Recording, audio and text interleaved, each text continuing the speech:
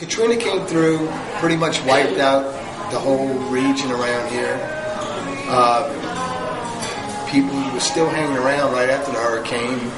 There was a lot of volunteer groups around that were keeping us busy. And we did great right after the hurricane.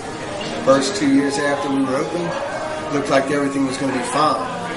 Then when gas started getting real high, we started losing business. Then people started losing their jobs and we really got slow. And we were just starting to make a nice little comeback. 5 years down the road, we were about to crank up the new restaurant on the beach. We're all excited about everything. My wife and I were excited about everything going to be new and maybe build another house again.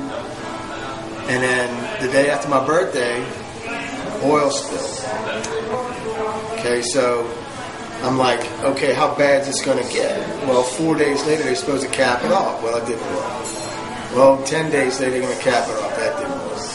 But now it's 2 months later, that didn't, it's not working. So the balloon thing that didn't work. So I mean, now we're like, here we are, trying to do the best we can around here in Hancock County, which is probably the worst place in the whole entire world to be living in right now, from Katrina and now the oil spill. Well, what this oil spill is doing to people is it's taking away their recreation, which is making people somewhat darkened. Okay, people walk around. I mean, I see all kinds of people. I see people walking in here, couples, families. They need to be entertained. They come out to get something to eat, and then maybe go out and have a couple of drinks or whatever, and kind of enjoy their life somewhat. Now notice that people kind of walk around, they're all glooming and dooming somewhat.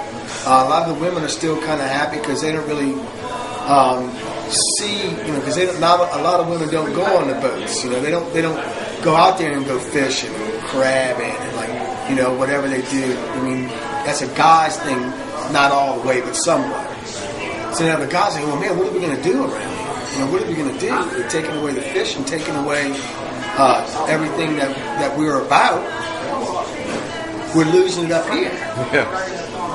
Because we work to play and play and play.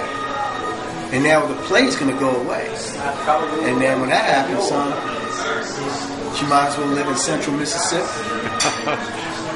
Because without that water out there, this area is not going to be the same. We used to use all local product. So far as about a month ago, we can't get oysters. We can't get soft shell crabs as of about the same amount of time. Now domestic shrimp are becoming harder and harder and more expensive to get. And I started using the domestic shrimp, the imported shrimp, and there is a huge difference.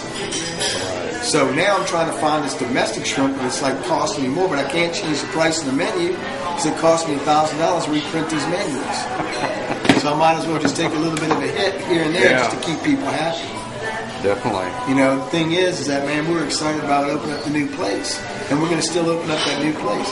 But I have to change the menu up. But still, people aren't going to just leave this area. They're not just going to leave. Oh, my God, the oil's here. Sure, there might be some retired people that don't have any ties here whatsoever. They don't want to stick around this contaminated area. They're going to take off in their mobile homes and go somewhere. I don't blame them one bit. There's a lot of people around here that can't do that. They can't move. I don't blame it at all.